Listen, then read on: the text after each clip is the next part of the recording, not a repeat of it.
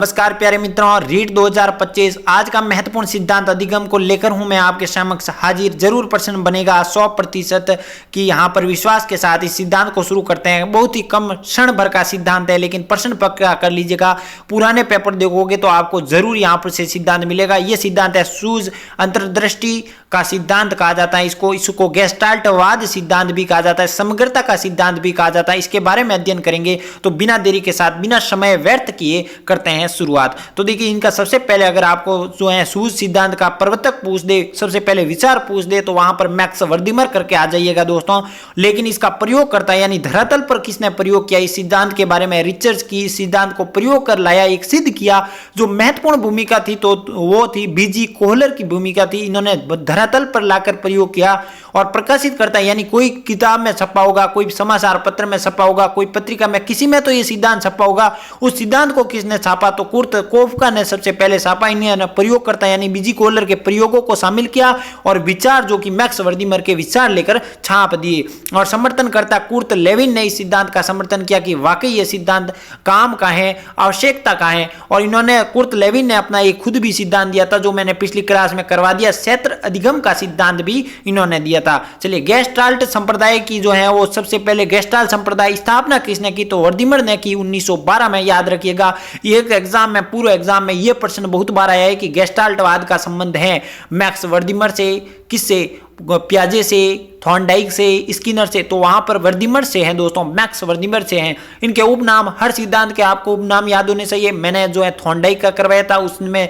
बंद का, समायोजनवाद का, प्रयत्न त्रुटि का, इस प्रकार से उपनाम थे। फिर मैंने कौन सा करवाया था, शास्त्रीय अनुबंधन पावलोव का सिद्धांत, उसमें भी क्लासिकल कंडीशन थ्योरी, प्राचीन सिद्धांत, इस प्रकार से अनुबंधित अनुक्रिया का सिद्धांत, ये थे अनुकूलित अनुक्रिया का सिद्धांत, उसके सिद्धांत थे। उसी प्रकार आपको सभी को करना है। क्षेत्र अधिगम का तल रूप का सिद्धांत, सभी के जो उपनाम है आपको याद होने चाहिए। तो इसी के भी उपनाम है, कैसे है, इसे सूझ अंतर्दृष्टि का सिद्धांत भी कहा जाता है। पता है सर जी। समग्रता का सिद्धांत, मोस्ट इंपोर्टेंट, समग्रता का सिद्धांत, पूर्णाकार का सिद्धांत भी इस सिद्धांत को कहा जाता है दोस्तों। गेस्टाल्टवाद का भी सिद्धांत कहा जाता है। चलिए, मैक्स वर्दिमर ने क्या कहा दोस्तों, मैक्स वर्दिमर ने कहा कि आप कोई भी कार्य कर रहे हो उससे आप नहीं सीखते। यानी आपको मान लो कि मान लीजिए कि कुछ भी आपने अगर गलती की, उससे आप नहीं सीखोगे, आप सीखोगे किसे, सूझ से। अब ये सूझ है क्या, ये पूर्व ज्ञान के आधार पर आप कोई भी चीज सीखते हो। कैसे सीखते हो, जैसे कि आप चल रहे हो मान लो और आपको ठोकर लग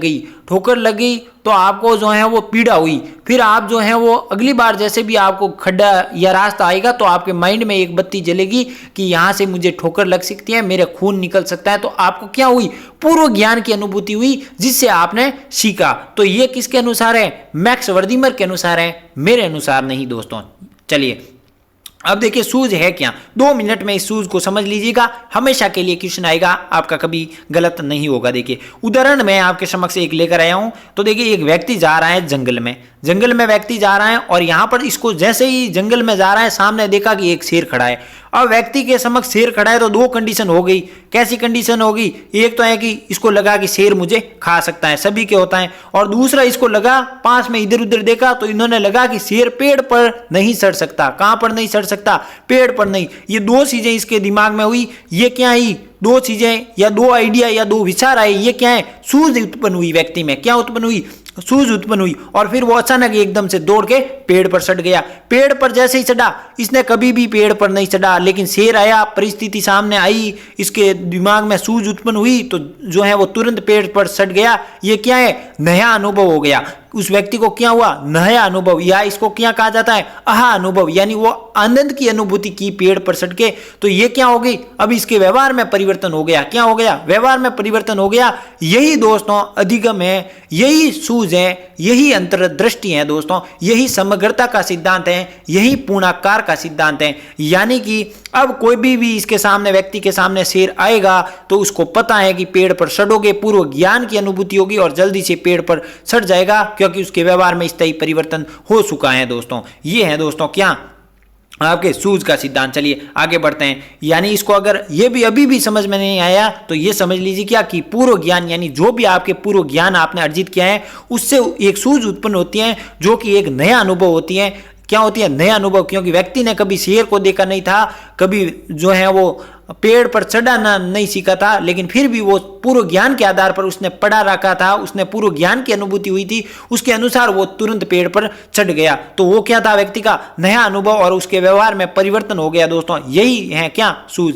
और इन्होंने अब देखिए यहाँ पर प्रयोग, किसके प्रयोग, बीजी कोलर का प्रयोग कीजिए, क्योंकि यहाँ पर प्रयोगकर्ता किसने दिया था, बीजी कोलर ने, लेकिन विचार किसने दिया था, मैक्स वर्दीमर ने, प्रकाशित किसने किया था, कुर्ट कोफका ने, और समर्थन किसने किया था, कुर्ट लेविन ने। ये सारों आपके माइंड में क्लियर होने चाहिए दोस्तों। अब प्रयोग देखिए, सुल्तान नामक वन मानुष पर जो है वो प्रयोग किया। सबसे ज्यादा अगर आप क्वेश्चन पूछ भी लेगा तो ये पूछेगा सूझ या अंतर्दृष्टि के अनुसार जो है वो कोलर ने किस पर प्रयोग किया। तो ये एग्जाम में बहुत बार प्रश्न आया हुआ है दोस्तों, याद रखिएगा। सुल्तान नामक एक वन मानुष, या तो सुल्तान दे देगा एग्जाम में या वन मानुष भी दे सकता है, दोनों आपको याद होने चाहिए। चलिए, अब ये कोलर का प्रयोग था क्या, तो देखिए ये अमेरिका सेना के कोलर जो है वो अधिकारी थे। ये कैनरी द्वीप पर इनकी ड्यूटी लगी थी, इनकी जो है वो क्या लगी थी, नौकरी लगी हुई थी कैनरी द्वीप पर अमेरिका के। तो इन्होंने वन मानुष यानी एक चिंपैंजी को देखा और उस चिंपैंजी को जो है वो उन्होंने सुल्तान नाम दे दिया। और अब सुल्तान को क्या किया, एक कमरे जो है वो कमरे में एक पिंजरा रखा और उस पिंजरे को सुल्तान को डाल दिया उस पिंजरे के अंदर। अब उन्होंने किया क्या, तो कभी केले ऊपर लटकाए तो सुल्तान जो है वो क्या करवाता, बॉक्स पर चढ़ के ऊपर चढ़ जाता। कभी जो है केले ये बाहर रखता तो ये क्या करता, बीच में लकड़ियां भी रखता पिंजरे के अंदर, तो वो लकड़ी की सहायता से केले जो है वो पास खींच देता। तो वो क्या लगातार जो भी परिस्थिति हो रही है, सुल्तान ने क्या किया, जो पहली परिस्थिति थी उस पहली परिस्थिति का ज्ञान सीखता, दूसरे परिस्थिति में फॉलो कर देता। ये क्या है दोस्तों, जैसे कि उसने केले पहली बार कोलर ने ऊपर लगाए तो उसने लकड़ी से तुरंत निकाल दिए, फिर कोलर ने जो है वो जाली के पास में रखा तो फिर उसने लकड़ी ली और जाली के पास से वो केले अंदर खींच लिया। तो उसने क्या किया, लकड़ी का पहले परिस्थिति में प्रयोग किया था, दूसरी परिस्थिति में भी प्रयोग कर रहा है। यही प्रयोग है। आपको ये प्रयोग नहीं पूछा जाएगा, आपको तो सिर्फ इतना याद रखना होगा कि ये प्रयोग किस पर किया, वन मानुष सुल्तान पर किया। इनकी पुस्तक है दोस्तों कौन सी, चिंपैंजी की मानसिकता, जिसे पूर्व ज्ञान या सूझ जो है अगली परिस्थिति में इसका उपयोग किया जाता है, इसका विवरण दिया हुआ है। कुर्ट कोफका ने 1925 में वर्दीमर के सिद्धांत को प्रकाशित किया, वह कोलर के प्रयोगों का उपयोग किया, मैंने आपको ऊपर बता चुका हूं। अब विशेष देखिए, मनुष्य प्रारंभ में किसी वस्तु को पूर्णाकार के रूप में देखता है। किस रूप में देखता है दोस्तों, पूर्णाकार, यानी कोई भी समस्या हो गई, जैसे कि मान लीजिए आपके सामने जो है वो शेर खड़ा हो गया, तो आप ये नहीं देखोगे कि शेर की टांगे कहाँ है, पूंछ कहाँ है, शेर का सिर कहाँ है। आप सीधा आपके माइंड में एक ही मस्तिष्क में दिमाग आएगा, पूरा शेर का विवरण आएगा आपको, खाली किसी शेर का एक अंग नहीं आएगा। यही सिद्धांत इस बारे में करता है, इस बारे में विवरण देता है कि किसी भी वस्तु को सबसे पहले मानव क्या देखता है, पूर्णाकार रूप में देखता है। इसलिए एक सिद्धांत आपने सिद्धांत पढ़े थे, उसमें क्या है, पूर्ण से अंश की ओर सिद्धांत था, पूर्ण से अंश की तरह वो शिक्षण सिद्धांत जो है वो यहीं से लिया गया दोस्तों। समस्या का समाधान समस्या समग्र या पूर्णाकार में हो, ये मोस्ट इंपॉर्टेंट रखिएगा। कोई भी समस्या होगी इस सिद्धांत के अनुसार वो क्या होनी चाहिए, समग्र होनी चाहिए, तो ही वो चीज समझ में आएगी दोस्तों। चलिए इस सिद्धांत की उपयोगिता पढ़िएगा।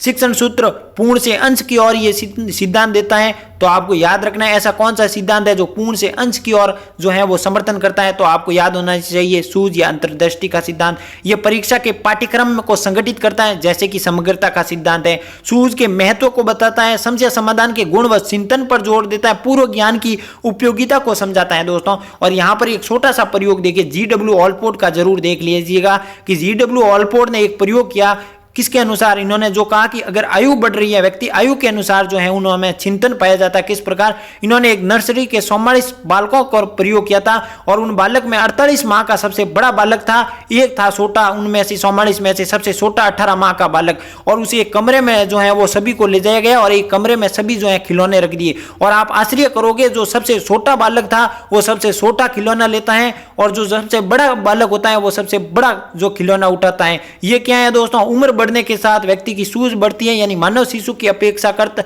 जंतुओं में सूझ जो है वो अधिक होती है। ये था G.W. का ऑलपोर्ट। ये नहीं पूछेगा आपको, सबसे मोस्ट इंपोर्टेंट ये क्या याद रखना होगा, अंतर्दृष्टि सूझ का सिद्धांत याद रखते हैं। मिलते हैं अगली क्लास में दोस्तों। और अगर क्लास अच्छी लगी हो तो लाइक जरूर कीजिएगा और टेलीग्राम पर जरूर जुड़िएगा। नमस्कार, जय हिंद, जय भारत दोस्तों।